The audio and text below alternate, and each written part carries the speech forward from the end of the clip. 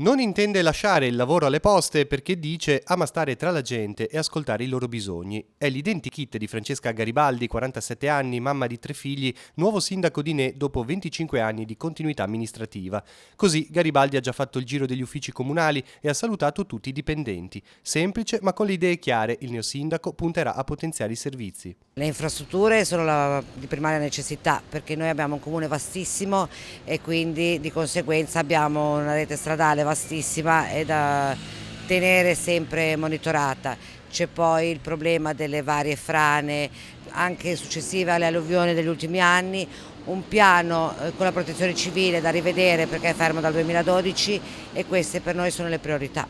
Dopo la proclamazione è il momento di formare la nuova giunta. Oggi l'incontro con il segretario comunale e le prime decisioni con i membri della lista Cambia con Ne. Garibaldi sottolinea il lavoro di squadra e la forza dei giovani. Abbiamo avuto l'appoggio di tantissimi giovani, lo dimostra il fatto che ieri sera siamo andati a fare una pizzata per festeggiare ed ero circondati da giovani.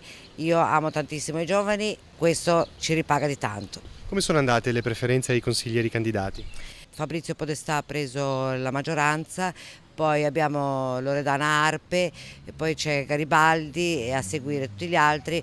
Purtroppo 3 sono rimasti fuori, non possiamo portarli tutti con noi, però sarà una collaborazione anche con loro, la squadra rimane quella.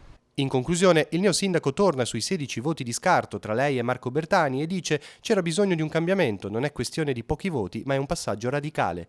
Io cerco il bene della mia valle, ci sono nata, cresciuta, continuerò a starci e quindi io cerco il bene della mia valle.